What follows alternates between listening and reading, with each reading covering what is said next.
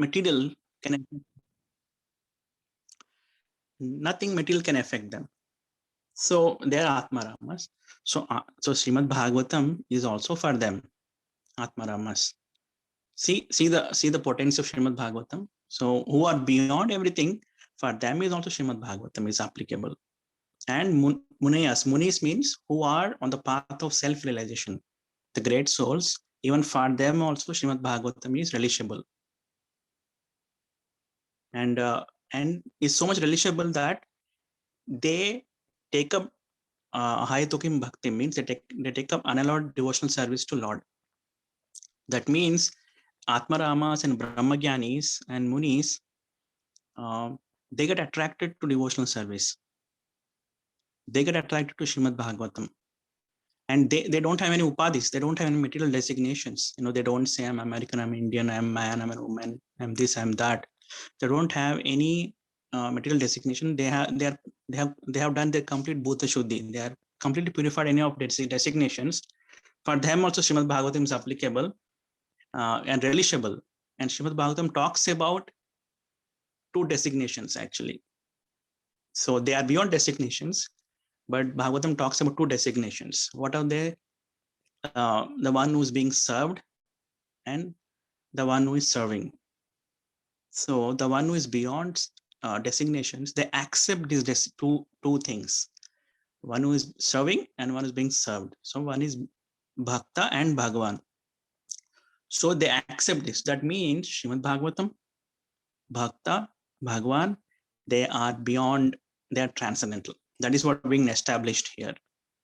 Even Brahmagyanis also relish Srimad Bhagavatam and they take up another devotional service. Even someone who wants to attain moksha, they are Brahmagyanis, they want to merge into Brahman. Even they also relish Bhagavatam and they do bhakti to attain that. So even they need the help of bhakti to attain their goal. So without that, they cannot attain even that goal. So for them as well, if Bhagavan reveals his qualities to them, they will become devotees as well. So what is a praman for that? So what is evidence for that? So there are two evidences that is mentioned in our Puran. One is Shukadev Goswami. So Shukadev Goswami is son of Srila Vedavyas, who compiled Srimad Bhagavatam. So he is liberated soul. Shukadev Goswami is a Brahmagyani. He is already liberated. So he is in the womb of his mother. He doesn't want to come out. He prays to Krishna, I don't want to come out of the womb. Because if I come out of the womb, Maya, I'll be entrapped by Maya. So I don't want to go into Maya. So I don't want to come out. Then Krishna appears to him in the womb and says that, I promise you are my devotee. You will not be entrapped by Maya. So here, listening to Krishna, he comes out from the womb. And as soon as he comes out, he leaves the home. He keeps running to the forest. He doesn't want anything in the household, to bother him, like mother, father, all this, that. So he's a Brahmagyani. He's already realized Brahmagyani. So, and he doesn't need to follow any Vedas and rituals, karma kanda, rules, regulations. He just keeps running, he just doesn't, nothing bothers, because he is Brahmagyani Atmarama. He's a Muni. So, but in the forest, he's meditating on Brahman. In the forest, he hears Srimad Bhagavatam shlokas. We are reading selected verses of Srimad Bhagavatam right now. So like that, he when he's doing his meditation, he hears the Srimad Bhagavatam verses, selected verses. And those verses are being recited by disciples of Vedavyas. So they are in the forest walking in the group. And he just hears the words. He hears the words. He gets attracted then. And just the one words of Srimad Bhagavatam, it attracts its sense of hearing. And what are they glorifying? They're glorifying Lord. What is this? They're glorifying. And he goes and inquires, and we are disciples of Vedavyas and we are reciting Srimad Bhagavat Puran, glories of Krishna. Then he runs to his home and he approaches his father. I want to learn Srimad Bhagavatam from you. Then father becomes very happy and he teaches Srimad Bhagavatam from the beginning to end. Then he becomes devotee.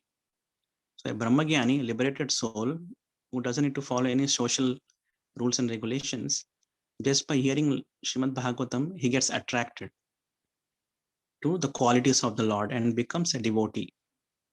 So that is one praman. And second praman is there are four Kumaras, the children of Lord Brahma, Sanat, Sanatana, Sanandana, and Sanak Kumara. So they are also Brahmagyanis. So when they take birth from Brahma, they are already Brahmagyanis, liberated souls, and they are in Brahmananda. They are relishing, and for them that is they think that is ultimate. That's they attain the goal. And Lord Brahma sense that they think that they have attained the goal, but they don't know about bhakti yet. So he tells them that go and have darshan of, go to Vaikunta and have darshan of Lord Narayan, Shriman Narayana. So okay, so on the orders of father, they all go to the four children, the four kids.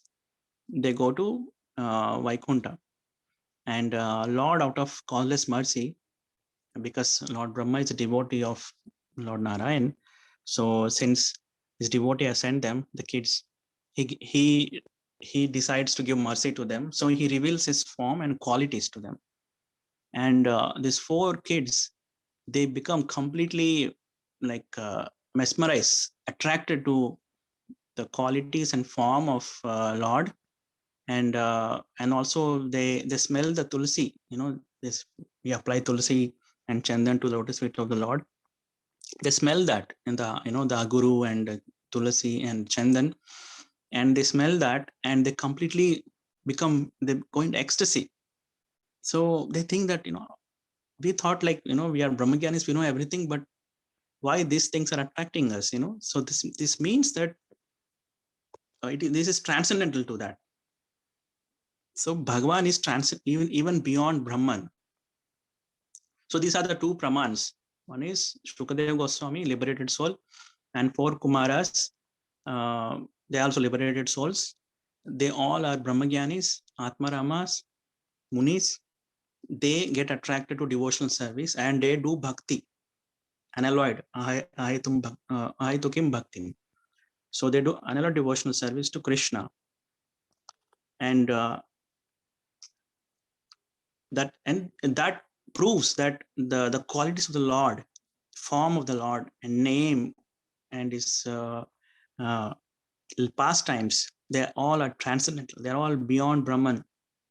It's like if you know Bhagavan, you will know Brahman.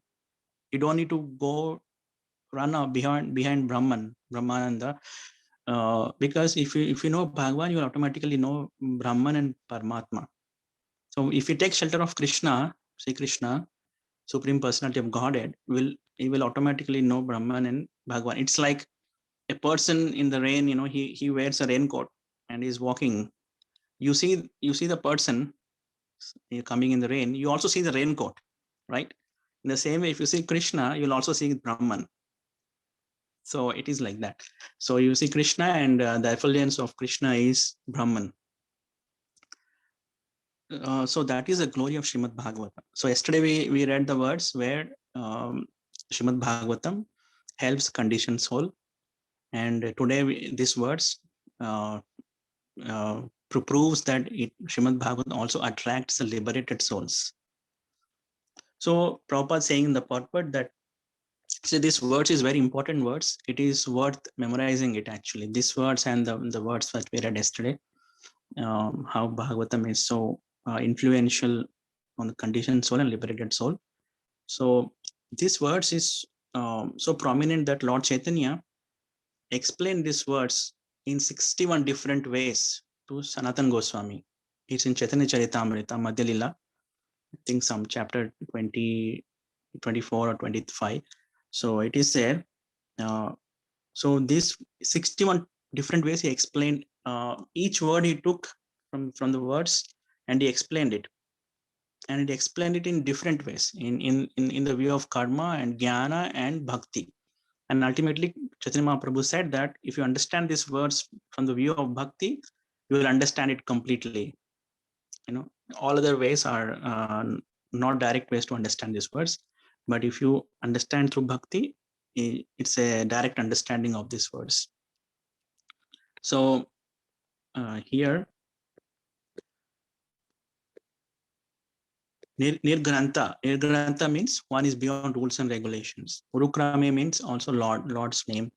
So they take up devotional service, the liberated souls. So Nirgranta means who are Grantha means scripture. Nirgranta means without scripture rules and regulations. Or Grantha also means not. Nirgranta means without not, who are not in illusion. So who are not in illusion, who are Atmaramas, who are Munis, they all worship Krishna. So that is the beauty of Srimad Bhagavatam. So from here onwards, Sutta Goswami says this, and then he starts the pastimes of Krishna after this. So till now, this is 7th chapter in Bhagavatam. We have read the glories of Bhakti and Bhagavatam, and also established that Krishna is the supreme personality of Godhead. And then now Sutta Goswami, after explaining these words, he starts the pastimes. The pastime starts where the Kurukshetra war ends. So where war has ended and Ashwatthama kills the sons of Pandavas. He actually kills them and beheads them, takes the heads of their 5 sons of Pandavas and takes to Duryodhana, and Duryodhana is not happy. You did a mistake. This is not right. So that's where the pastime starts. And then Arjuna goes and captures Ashwatthama, and Arjuna and Krishna both go and capture Ashwatthama and bring Ashwatthama to Draupadi. And then the pastimes start actually. And in this pastime, we will see the interaction of the Lord and his devotees, how they interact, and what is the relationship, how they exchange the love between each other. So every pastime from here onwards, like you read till 10th and 11th and 12th canto, you will see it's all love story basically. There's a love between Krishna and his devotees. Then in this process, we see how so many dynasties being created, and how in different dynasties devotees have appeared and how they attained Krishna. We'll read all those things throughout this, and we'll learn so many things in Srimad Bhagavatam. So if you want, you can go to Chaitanya Charitamrita Madhya chapter 24, and you can read Atmarama words, how Chaitanya Mahaprabhu has explained in 61 different ways. It is very technical. It is not for 20-30 minutes discussion. And how Mahaprabhu explains each word, Sanskrit words, in different ways. Prabhupada also gives a very, very, very brief synopsis of that in the purport here. You can read that. But yeah, it is completely postgraduate level of study. But yeah, Srimad Bhagavatam is for both conditioned soul and liberated soul. And it should not be compared with any other Puranas or Itihasas or any other Vedas. It is in itself it has its own position. It is Krishna himself actually. Krishna is described as, when Krishna left 5,000 years ago, Bhagavatam appeared, and Krishna is Bhagavatam. Literary incarnation of Krishna is Bhagavatam. So first canto is lotus feet of Krishna. Second canto is his legs. And third canto is knees. The fourth canto is thighs. Fifth canto is hip. Sixth canto is stomach. Seventh canto is chest. Eighth canto is his here is neck. And ninth canto is his here throat, upper side. And 10th canto is his face. And 11th canto is his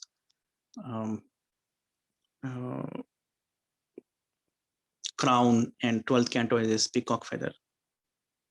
So the whole Srimad Bhagavatam is form of Krishna in Vrindavan. So right now we are at the lotus feet of Krishna in first canto. So we go step by step. and we see the 10th canto is a smiling face of Krishna. The 10th canto is a smiling face of Krishna, and the lips of Krishna is the 5 chapters of Rasa Leela, and the smile of Krishna is the Rasa dance. This is explained by our acharyas. The smile you see on his face is compared to Rasa Leela, and the lips you compare to the 5 chapters of Rasa Leela, Rasa Panchodhyay, and the face, whole face itself is 10th canto. So if you have Srimad Bhagavatam at home, that means you have whole Krishna at home. So it's worshipable, it's a deity. Srimad Bhagavatam is a deity. So I want to conclude here. If anybody have any questions, comments, reflections, whatever, you want to add something, Prabhuji's, Mataji's.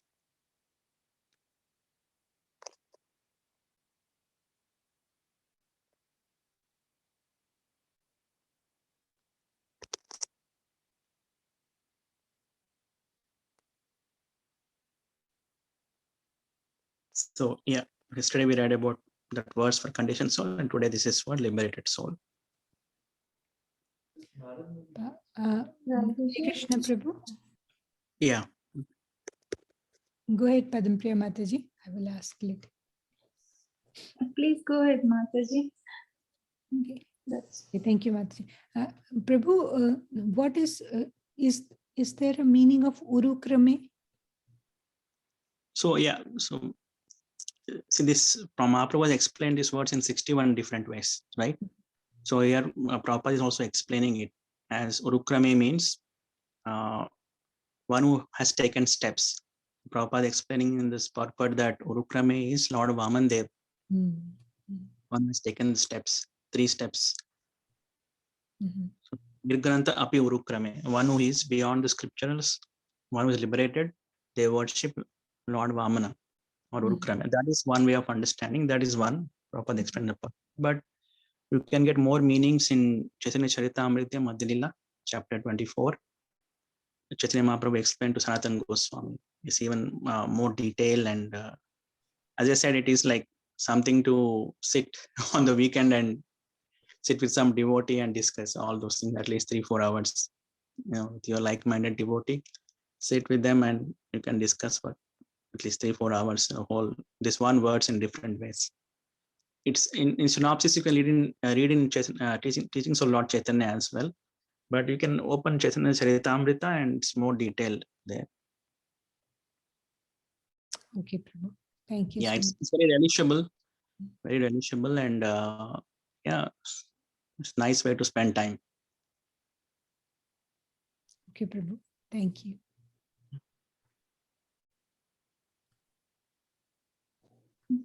Prabhuji?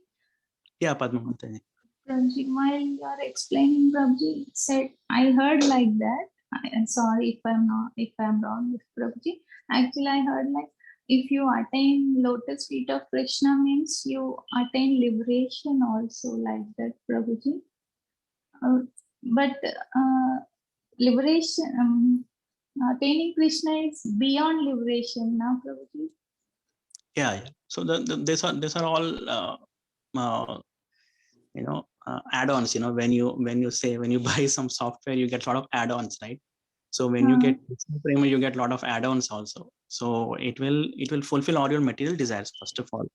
So at the time when Krishna is giving you Prema Bhakti, he will actually make sure that all your material desires are also fulfilled. So that all your material desires, the good ones, he makes sure that he fulfills all of them. He also gives liberation.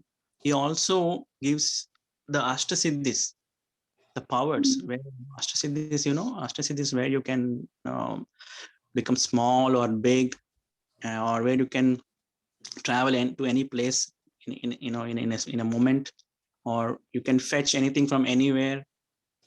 So Ashtasiddhis are also there. So Krishna offers all these things to a devotee. He offers liberation. There are 5 kinds of liberation: Sarupya, Shastri, Salokya, Samipya. All these things are offered to a devotee. They're all offered, everything, the whole package he puts in front of you.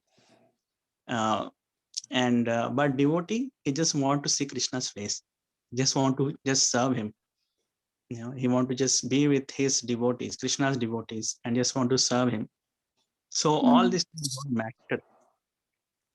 When you have a whole bank Yeah. for you, why you care for your wallet in your pocket? So Yeah. it is, So it means everything is included in that. yeah, everything is included, but devotee doesn't care for them. He only cares how Yeah. to please Krishna. How to Mm. please- And this is very much exemplified in the Brajavasis, especially in the gopis of Vrindavan. This is highly exemplified in them. And like it's Mahaprabhu has declared this. Brajavadu's love is the topmost. Mm. So yeah, so that is the mood our acharyas are giving to us, that how we can be completely selfless and just think about pleasing Krishna. Mm. Thank you, Prabhu. Yeah, you're welcome.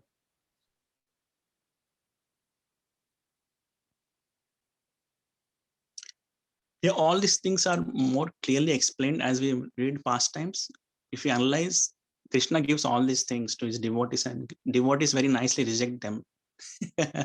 In Bhagavatam, he offered so many powers to them, but they reject. Yeah, there are many pastimes like that. We will get them. We'll get to them eventually as we read Bhagavatam. We'll go deeper inside. So yeah. So if nobody has any comments, then we'll stop here. Yeah. Is it okay? Anybody has any questions?